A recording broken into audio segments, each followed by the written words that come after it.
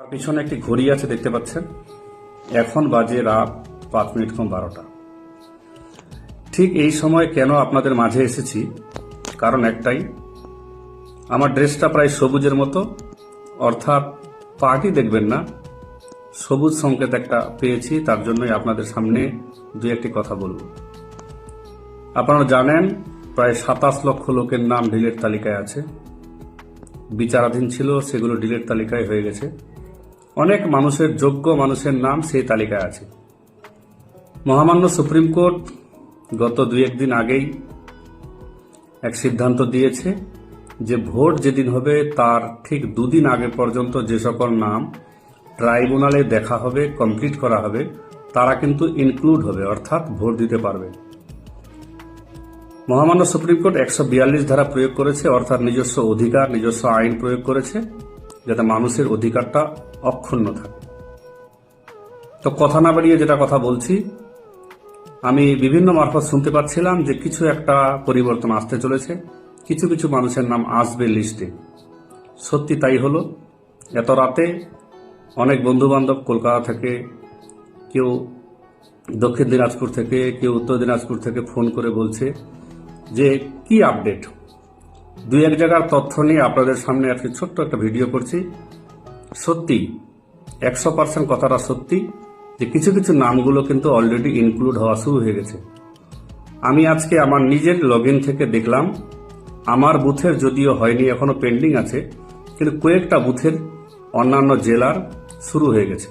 অর্থাৎ যারা হিয়ারিং এর সময় যথেষ্ট ডকুমেন্ট দিয়েছিলেন, পাসপোর্ট থেকে শুরু করে বার্থ সার্টিফিকেট, অন্য কিছু, কিংবা যাদের আগেই সাপ্লিমেন্টারি লিস্ট বেরোয়েছিল, ডিলিট লিস্ট, তারা কিন্তু আগে অ্যাপ্লাই করেছিলেন, তাদের নামগুলো বর্তমানে যাদের বৈধ ডকুমেন্ট কিংবা ভালো ডকুমেন্ট আছে সেখান থেকে ধীরে ধীরে কিন্তু ইনক্লুড হচ্ছে, অর্থাৎ মূল তালিকায় যোগ হয়েছে। আমি আপনাদের এক্ষুনি দেখাচ্ছি প্রমাণ, যে দুটো আমি পেলাম কেবলই, এই দুটোই আমি আপনাদের সামনে তুলে ধরছি, কিন্তু একটু হাইড করেছি। একদিন ধরে আপনাদের এসআইআর এর সঙ্গে আছি, সহযোগিতা করেছি, আপনারাও আমার সহযোগিতা করেছেন। আমি যে কোনো জিনিস অথেন্টিক দেখাই, অর্থাৎ একদম সঠিক তথ্য দিয়ে দেখাই। এর মধ্যে কোনো গিল্টি নেই, কোনো ভুল ভ্রান্তি নেই, সঠিক তথ্য আপনাদের দিচ্ছি। দুটো নাম আপনাদের দেখাচ্ছি যে এরা ইনক্লুড হয়ে গেছে অলরেডি।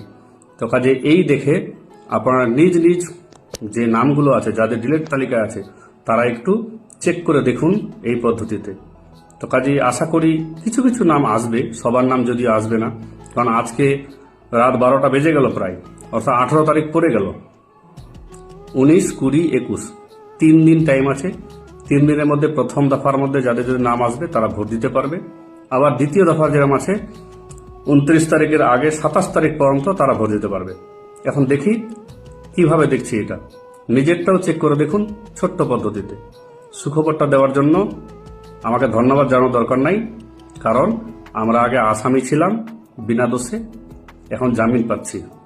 ধন্যবাদ। দেখি একটু, আশা করি আওয়াজটা ক্লিয়ার বুঝতে পারছেন, যদিও রাত 12টা বাজে, চারিদিকে কীর্তনে আওয়াজ শোনা যাচ্ছে।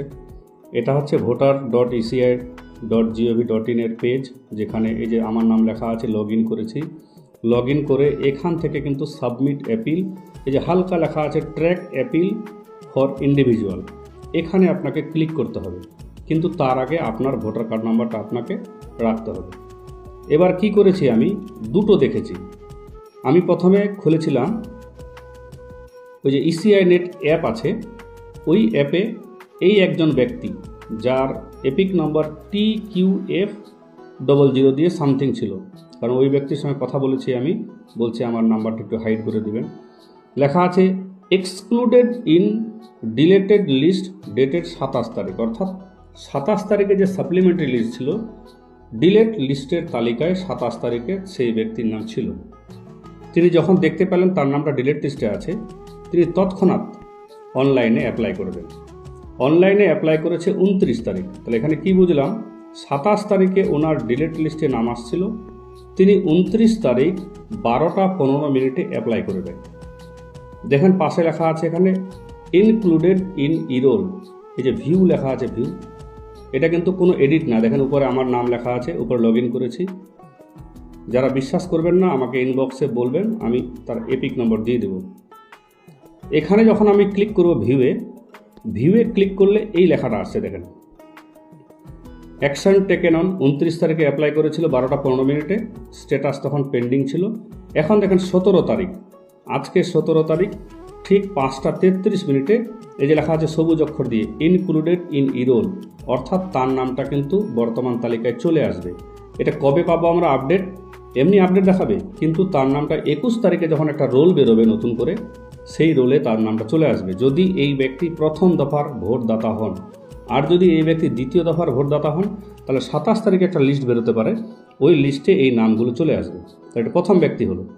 দ্বিতীয় একজন ব্যক্তি যার এপিক নাম্বার FGH 255 দিয়ে শুরু, দেখেন লেখা আছে excluded in deleted list dated on 30 March 2026 এই ব্যক্তি ডিলেট লিস্টে নামটা এসেছিল। তিনি সঙ্গে সঙ্গে 2-1 দিন পরেই দেখেন 2 তারিখেই 11টা 15 মিনিটে ইনি অ্যাপ্লাই করে দেন অনলাইনে। এই যে লেখা আছে FGH, আমি লগ ইন করে দেখলাম ওনার এপিক নাম্বার দিয়ে, দেখেন লেখা আছে এখানে ইনক্লুডেড ইন ইরোল, অর্থাৎ তার নামটা বর্তমান তালিকায় চলে আসছে। কিন্তু এটা এখান থেকে আপডেট দেখা যাবে, বলছি বারবার 21 তারিখ বা 27 তারিখে একটা লিস্ট দিবে, ওই লিস্টে চলে আসবে নামগুলো। তো এটা একটা সুখবর। এবার এটা যখন ক্লিক করে দেখলাম, দেখেন লেখা আছে এখানে 2 তারিখে অ্যাপ্লাই করেছিল, আবার 13 তারিখ লেখা আছে 13 তারিখ 13 এপ্রিলে এই যে লেখা আছে এখানে ইনক্লুডেড ইন ইরোল, অর্থাৎ ইরোল মানে যেটা ইলেকট্রাল রোল যেটা আছে সেখানে চলে আসছে নামটা।